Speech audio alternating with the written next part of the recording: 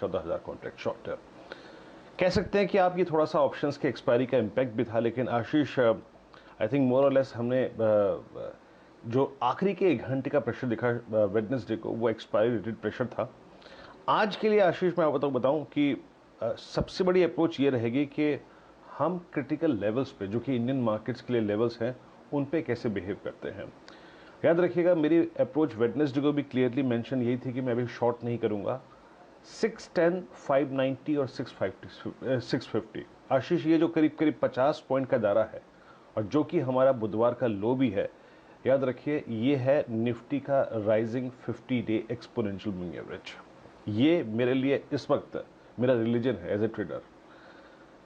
यहीं पर अगर आप देखें 14,500 और 600 के बीच में काफी स्ट्रॉन्ग पुट राइटर्स खड़े हैं और ऊपर की तरफ 6 दिन की कैंडल ग्रीन बनने के बाद जब वेडनेसडे की अगर आप देखें रेड कैंडल बनी है, उसका लो एग्जैक्टली यही है 656 650 का रेंज। तो आशीष, डाउ फ्यूचर्स ऊपर है, यूएस मार्केट में कल पुल बैक था, कल हम शक थे, लेकिन आज के लिए मेरा ब्रेक और लेवल है शुक्रवार का, यानी माफ कीजिएगा बुधवार का लो और 610 590 का जोन। ओपनिंग के बाद देखिए फ्राइडे फैक्टर है आशीष आज, अगर हम इस सिंक नहीं होते हैं और हम 710 720 के ऊपर ट्रेवल होते हैं तो बाजार में शॉर्ट कवरिंग यकीनन आएगी। जो 2 दिन की सेलिंग थी और जो शॉर्टिंग थी वो कवरिंग में बदलेगी और ऊपर की तरफ हम 790 800 दे सकते हैं। तो उस कंडीशन में लॉन्ग ट्रेड बनेगा, स्क्रीन को ट्रेड करेंगे। लेकिन on the contrary market message अगर नीचे का आएगा, यानी 610 590 का जोन वॉलेट होता है, ये 50 डे का जोन, तो डेफिनेटली शॉर्ट करेंगे। कहां तक के लिए? 510 490 के जोन तक के लिए। लेकिन याद रखिएगा ये लेवल बहुत इंपॉर्टेंट है आज के लिए, 610 और 590। एक और चीज आशीष, निफ्टी बैंक सिंक हुआ लास्ट आवर में और इसने 32,500 के लेवल को एक छोटे से फ्रैक्शन से वॉलेट किया।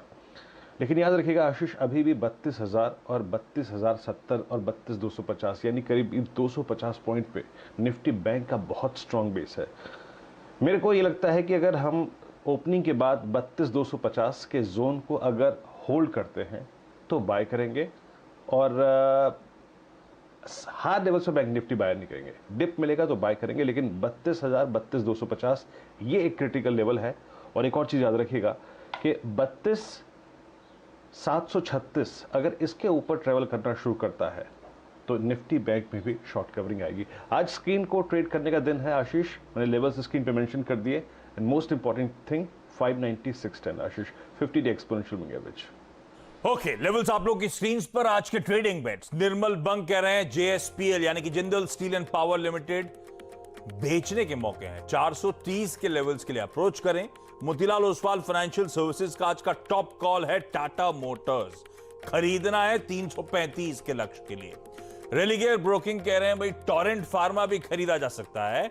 सीएमपी यानी कि जो प्रीवियस क्लोजिंग थी 27-25 के जोन्स पे, वहां पे बाय इनिशिएट करिएगा अगर उन लेवल्स पे मिलता है। 2900 तक के लेवल्स इवेंचुअल टारगेट्स होंगे। सारे ट्रेड्स के stop losses please note down करिए। और क्विकली अब हर्षदा के पास जा रहा हूं समझने के लिए आज के तमाम important stocks in news. Harshada, good morning, बताएं। गुड मॉर्निंग आशीष। देखिए नतीजों पर फोकस है। यूपीएल के साथ शुरुआत करती हूँ क्योंकि एक मजबूत तिमाही रही है और आप देखिए रेवेन्यू में करीब 15% तक का इजाफा, 12,796 करोड़ का यह आंकड़ा नजर आया। एबिटा में 31% तक की ग्रोथ दर्ज हुई, 2,839 करोड़ तक का आंकड़ा। ऑपरेटिंग मार्जिन अनुमान था 21% पर आएंगे, 22% पर आए, तो ये एक बीट था। और प्रॉफिटेबिलिटी में हमने देखा है करीब 74% तक की वृद्धि देखने को मिली है। 1,361 करोड़ का आंकड़ा यूपीएल ने पोस्ट किया।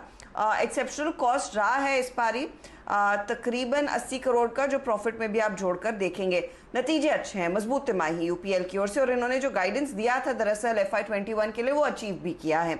अब आइए लुपिन के नंबर्स पर, जहां पर हमने देखा है नंबर्स इन लाइन है। हालांकि रेवेन्यू उम्मीद पर खरा नहीं उतरा है, थोड़ा सा प्रेशर है, करीब 2% तक की गिरावट देखने को मिली है। तो रेवेन्यू का आंकड़ा 3,783 करोड़ पर आया। एस्टिमेट यही था कि ये थोड़ा सा फ्लैटिश रहेगा, लेकिन दबाव देखने को मिला है। इबिटा लेवल पर 35% तक की ग्रोथ है, 707 करोड़ का इबिटा। प्रॉफिटेबिलिटी में 18% तक की वृद्धि देखने को मिली और प्रॉफिट बढ़ा है क्योंकि टैक्स आउटफ्लो दरअसल इनके लिए इस तिमाही में कम रहा है। यूएस मार्केट में जो सेल्स है वो उम्मीद के मुताबिक $195 मिलियन के आसपास रही हैं, तो ये एक अच्छा साइन है। और Q4 में Q3 के मुकाबले इंडिया बिजनेस में ग्रोथ दर्ज हो रही है, ये एक अच्छा सिग्नल है कंपनी की ओर से। API बिजनेस थोड़ा सा फ्लैट रहा है, लेकिन पिडिलाइट और ये स्टॉक क्योंकि आउट परफॉर्म करता दिखाई दे रहा है। यहाँ पर अगर आप ध्यान दें, रेवेन्यू एक बीट है, प्रॉफिटेबिलिटी इन लाइन है, लेकिन मार्जिन्स पर थोड़ा सा दबाव आया। तो ग्रॉस मार्जिन्स में हमने देखा है